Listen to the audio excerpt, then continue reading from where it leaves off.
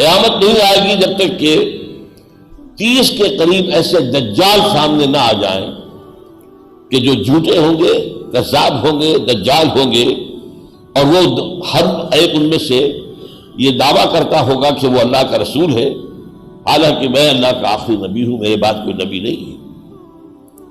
اسی طرح فرمایا ہے، یہ سنن ابی داؤد اور جامع ترمذی کی روایت ہے، وَإِنَّهُ سَيَكُونُ مِنْ أُمَّتِي۔ اب یہاں پہ نوٹ کیجیے، شرائط کر دی کہ میری امت میں سے اٹھیں گے، من امتی کذابون ثلاثون کلہم یزعم انہ نبی اللہ وانا خاتم النبیین لا نبی بعدی۔ میری امت میں سے 30، یہاں پہ قریبا من الثلاثین نہیں بلکہ 30 کا لفظ آیا، 30 ایسے دجال جھوٹے کھڑے ہوں گے جو کہیں گے کہ میں نبی ہوں، جبکہ میں خاتم النبیین ہوں اور میرے بعد کوئی نبی نہیں۔ یہ ہے دوسرا حدیث کے اندر ایک انداز جس میں کہ جھوٹے مدعیان نبوت کو دجال کہا گیا۔ اچھا، یہ دجال تاریخی اعتبار سے ہمیں معلوم ہے کہ حضور کی حیات طیبہ کے آخری دور میں شروع ہو گئے تھے 6-7 مدعیان نبوت، جن میں ایک عورت بھی تھی۔ مسلمہ تو بہت بڑا ثابت ہوا تھا، اس سے جو جنگیں ہوئی ہیں جو بہت صحابہ شہید ہوئے، بڑا نقصان پہنچا ہے۔ بہرحال یہ سلسلہ شروع تو وہاں سے ہو گیا تھا۔ اس کے بعد اب ریکارڈ پورا ہمارے پاس نہیں ہے کہاں کہاں پیدا ہوئے۔ البتہ اپنے زمانے کے بارے میں ہمیں معلوم ہے کہ ایک ایران میں بہا اللہ پیدا ہوا جس نے کہ نبوت کا دعویٰ کیا، بہائی اس کے جو فالوورز ہیں وہ کہلاتے ہیں، اور مغربی ممالک میں ان کے بڑے مراکز ہیں، اس لیے کہ تمام مغربی ممالک جو ہے سپورٹ کرتے ہیں۔ اور اس کے بعد لعنت اللہ علیہ غلام احمد قادیانی سامنے آیا، اس نے نبوت کا دعویٰ کیا، اور وہ بھی آپ کو معلوم ہے کہ قادیانی اگرچہ وہ اپنے آپ کو احمدی کہتے ہیں لیکن یہ قادیانی ہیں، اب ربوائی ہیں، لیکن یہ کہ ان کی تعداد گھٹ نہیں رہی، بڑھ رہی ہے۔ فتنہ جو ہے مزید طوفان کی شکل اختیار کر رہا ہے، اس لیے سارا مغرب ان کے پشت پر ہے، انہیں ساری سہولتیں حاصل ہیں۔ بلکہ آپ کے علم میں ہوگا بہت سے ہمارے مسلمان نوجوان جو مغربی ممالک میں جانا چاہتے ہیں، آباد ہونا چاہتے ہیں، پیسے کی خاطر، اچھی معاش کی خاطر، ان کے لیے آسان راستہ یہ ہے کہ وہ اپنے آپ کو قادیانی ڈکلیئر کر دیں۔ اس کا مطلب کیا ہے کہ پاکستان میں ہم پرسیکیوٹڈ مائنورٹی ہیں، ہم نہیں رہ سکتے، لہذا ہمیں پناہ دی جائے۔ بہت سے لوگ مجھ سے سوال کرتے تھے کہ کیا صرف اس کے لیے ہم اگر یہ لکھ دیں تو کیا یہ بڑا گناہ ہوگا؟ میں نے کہا یقیناً بہت بڑا گناہ ہوگا، آپ اس مقصد کے لیے اپنے آپ کو قادیانی ظاہر کریں، بہت بڑا گناہ، لیکن ہوا ہے اور بہت سے لوگوں نے اختیار کیا ہے۔ ایک جو ہے ظاہر ہوا ہے ابھی حال ہی میں، وہ رشاد خلیفہ کے نام سے ایک مصری، اس نے پہلے تو ذرا ایک مقبولیت حاصل کی کہ قرآن حکیم کا میتھمیٹیکل پروف 19 کے عدد سے، یہ جو سورہ مدثر میں آیا ہے کہ اس کے اوپر جہنم کے اوپر علیہا 19 19 ہے سرہنگ یا بڑے فرشتے جو اس پر معمور ہیں۔ اس نے کہا یہ 19 کا حصہ جو ہے کلید ہے قرآن کی، اور بعض چیزیں اس نے کچھ ثابت کی بھی واقعتاً کوئی بات ہے، اس لیے کہ سورہ قاف کے اندر، یہ سورہ قاف میں ان کا کہنا یہ ہے کہ جن صورتوں کے شروع میں یہ حروف مقطعات ہیں، وہ حروف اس صورت کے اندر 19 کے ملٹیپل کی شکل میں ہوں گے، 19 ہوں گے، 38 ہوں گے، 57 ہوں گے۔ اور میں حیران ہوا واقعتاً جب میں نے جائزہ لیا سورہ قاف کا، باقی تو یہ کہ بہت لمبی صورتوں کو ان کا جائزہ تجزیہ کرنا تو بڑا دقت طلب کام تھا، لیکن قاف جو ہے چھوٹی صورت ہے، 3 رکوع ہیں اس کے، وہاں واقعی بات سامنے یہ آئی کہ جہاں بہت سی قوموں کا ذکر ہے وہاں اخوان و لوط کہا گیا ہے، قوم و لوط نہیں کہا گیا۔ باقی ہر جگہ قرآن میں قوم و لوط، قوم و لوط، قوم و لوط، نہیں، یہاں اخوان و لوط۔ اگر یہاں قوم آتا تو 58 عدد ہو جاتا قاف کا سورہ قاف کے اندر، تو وہاں پر یہ ایک احتیاط گویا کہ ہمیں نظر آ رہی ہے کہ لفظ بدل کر لایا گیا تاکہ 57 کا ملٹیپل رہے۔ ایسی چیزوں میں میری جو رائے بنی وہ یہ ہے کہ کچھ نہ کچھ تھوڑی بہت کچھ سچائی ہوتی ہے، لیکن جب اس کو بنیاد بنا لیا جائے، اسی کو اصول بنا لیا جائے اور اسی کو جڑ اور بنیاد بنا لیا جائے تو پھر گمراہی پیدا ہوتی ہے۔ چنانچہ اس کے ساتھ یہی ہوا کہ اس کے حساب میں سورہ توبہ کی آخری 2 آیتیں فٹ نہیں ہو رہی تھی، انہوں نے کہا یہ ہے ہی نہیں قرآن میں سے، یہ تو قرآن میں خام خواہ ایڈ کر دی گئی۔ بہرحال اس سے مسلمانوں کا ماتھا ٹھنک گیا کہ اس کی گمراہی اور اس کی شیطنت جو ہے وہ واضح ہو گئی۔ قرآن کا تو ایک لفظ بھی ادھر سے ادھر نہیں ہو سکتا، کوئی جا کے 2 آیات، اور 2 بھی آیات ایسی جو مسلمانوں کو بہت ہی عزیز ہے، نبی اکرم صلی اللہ علیہ وسلم کی شان میں، شان مبارکہ میں۔ تو اس حوالے سے پھر معلوم ہوا کہ اس نے نبوت کا دعویٰ بھی کر دیا، اور بالآخر اسے ہیوسٹن میں، امریکہ کا ایک شہر ہے، وہاں انہوں نے اپنا مرکز بنایا تھا، بات وہاں پھیل گئی تھی اس کی، پھر کسی شخص نے انہیں قتل کر دیا۔ تو یہ بھی ایک تازہ ترین واقعہ تھا، اور بھی ہو گئے ایسے۔ تو بہت سے لوگ آ جاتے ہیں کہ میرے پاس آتے ہیں، ڈاکٹر صاحب میں مہدی ہوں، آپ میرا ساتھ دیجیے۔ اچھا بھائی، ہم مہدی ہوں گے تو آپ اللہ تعالیٰ آپ سے کام لے لے، جو بھی اللہ نے مہدی سے لینا ہے، ہوتے ہیں بہت سے۔ تو یہ چیزیں جو ہیں، ایک جو ہے ایسا لازماً جلد ہی ظاہر ہونے والا ہے، یہودیوں کا ایک لیڈر سامنے آئے گا جو دعویٰ کرے گا کہ میں وہ مسیحا ہوں جس کی پیشن گوئی تمام انبیاء کرتے آئے ہیں۔ یہ جو اولڈ ٹیسٹمنٹ ہے، جو تورات، اس کی بہت سے انبیاء کرام کے کتابوں میں یہ موجود ہے کہ اللہ تعالیٰ جب یہودیوں پر برے دن ہوں گے، زوال ہوگا، محکومیت ہوگی، وہ دبے ہوئے ہوں گے، پسے ہوئے ہوں گے، مظلوم ہوں گے، مقہور ہوں گے، تو اللہ ایک مسیحا نازل کرے گا جو ان کو ذلت سے اور تار مذلت سے نکال کر اور پھر وہ اچھی زندگی کا آغاز کریں گے۔ تو وہ اس کے منتظر تھے۔ اچھا، وہ وعدہ اللہ نے پورا کر دیا، حضرت مسیح علیہ السلام آ گئے، لیکن قوم کی بدبختی اور خاص طور پر ان کے علماء کی بدبختی، انہوں نے ماننے سے انکار کر دیا۔ انہیں اول تو ولد الزنا قرار دیا۔ ان کے بارے میں کہا گیا کہ یہ تو ظاہر بات ہے کہ یوسف نجار کا بیٹا ہے، بغیر اس کے کہ شادی ہوئی ہو، معاذ اللہ ثم معاذ اللہ۔ پھر ان کے اتنے بڑے بڑے معجزے جو واقعہ یہ ہے کہ کسی اور نبی اور رسول کو نہیں دیے گئے، وہ تو مجسم معجزات تھے۔ انہیں کہا گیا یہ جادو ہے، اور جادو کرنے والا کافر ہوتا ہے، لہذا عیسیٰ کافر ہو گیا ہے۔ جب کافر ہو گیا ہے تو مرتد ہے، مرتد ہے تو واجب القتل ہے۔ چنانچہ سن ہیڈرن جو ان کا سب سے بڑا ادارہ تھا، جو دارالقضاء کہہ لیجئے ان کا، جو یا یہ کہ جو ادارہ افتاء، دارالفتاء تھا، انہوں نے فیصلہ کر دیا۔ وہاں حکومت ایسی تھی اس وقت کہ اصل حکومت تھی رومیوں کی، لیکن انہوں نے ایک محدود آزادی دے رکھی تھی، ایک اٹانومی دے رکھی تھی یہودیوں کو بھی۔ چنانچہ ایک بادشاہ یہودیوں کا بھی موجود تھا، ہیروڈ اینٹی پاس کے نام سے، لیکن اس کے اختیارات یہ نہیں تھے کہ وہ اپنے اختیار سے کسی کو پھانسی دے سکے۔ یہ ہے کہ دارالفتاء کا فتویٰ جائے گا، جو گورنر پائلیٹس پونٹس وہاں پر ہے کہ جو کہ رومی گورنر ہے، وہ اگر وہ صحیح سمجھے گا تو پھانسی دے گا۔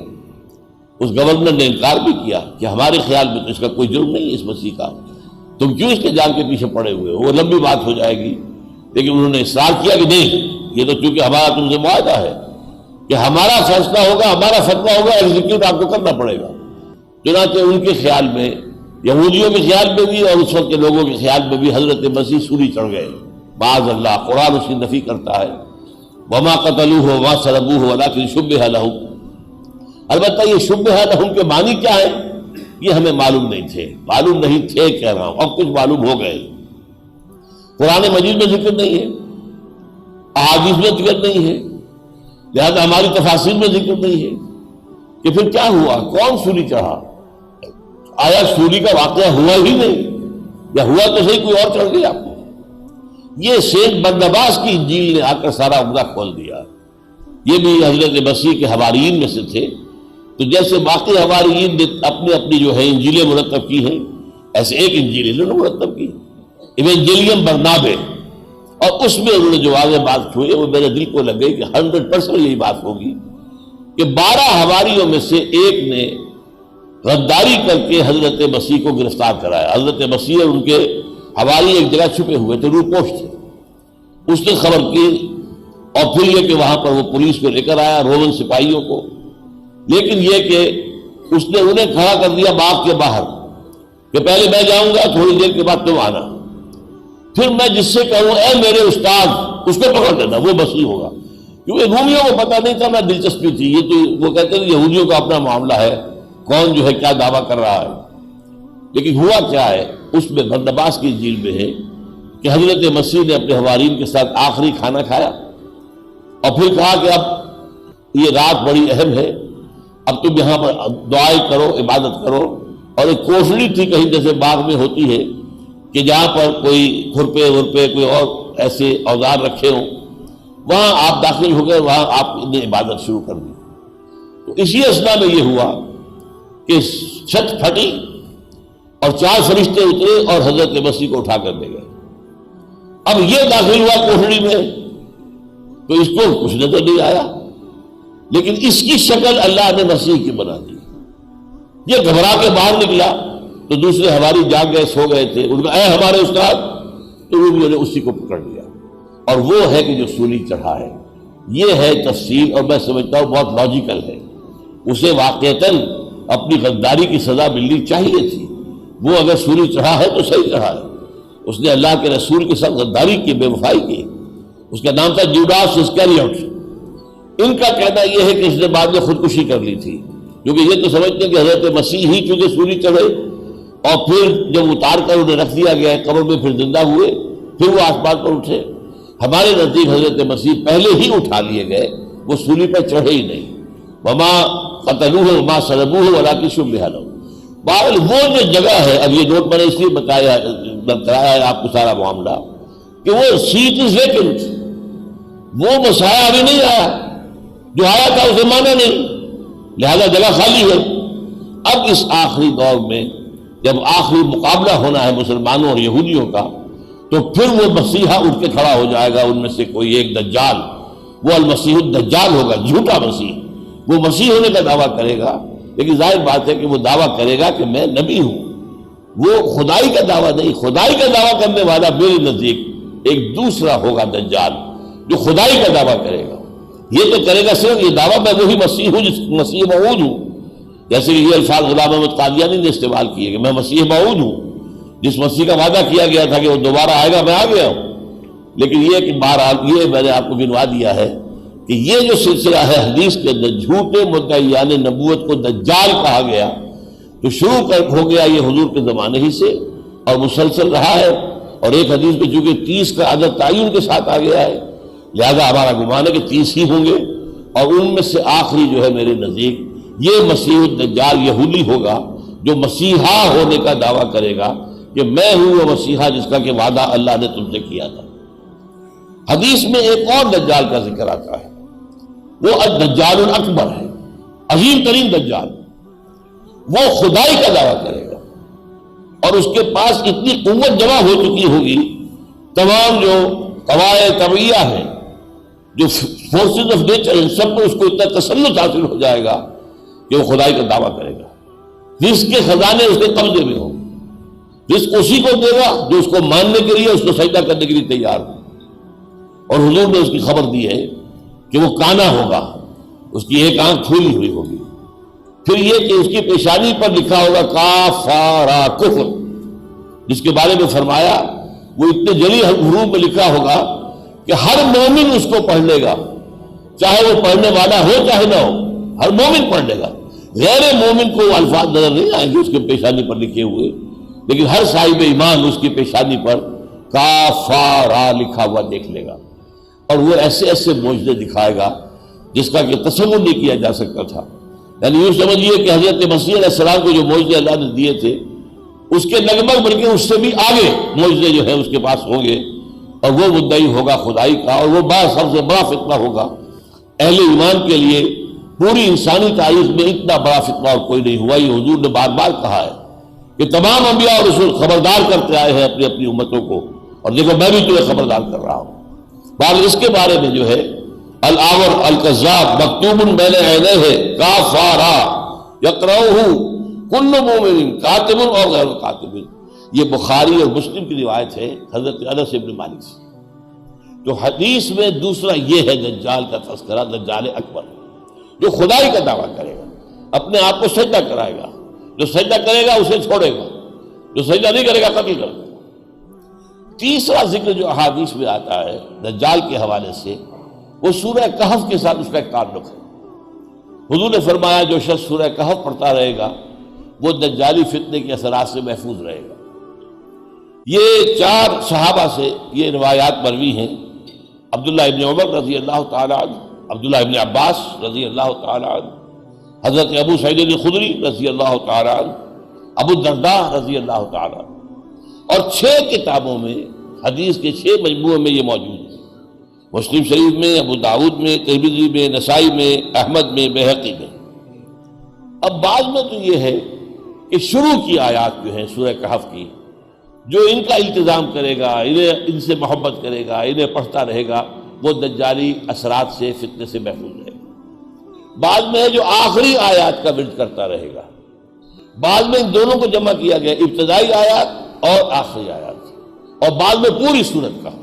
اور یہاں تک فرمایا گیا کہ جو شخص جو ہر جمعے کو سورہ کہف کی تلاوت کرے گا، وہ اس جمعے سے لے کر اگلے جمعے تک کے لیے اس کو اللہ تعالیٰ ایک نور عطا کر دے گا، جس کی روشنی کی وجہ سے وہ دجال کے فتنے سے محفوظ رہے گا۔ عن ابی سعید الخدری رضی اللہ عنہ ان النبی قال صلی اللہ علیہ وسلم من قرأ سورۃ الکہف فی یوم الجمعۃ اضاء له النور ما بین الجمعتین، دونوں جمعوں کے درمیان جو وقت ہے، اس میں اللہ تعالیٰ انہیں ایک نور عطا کر دے گا۔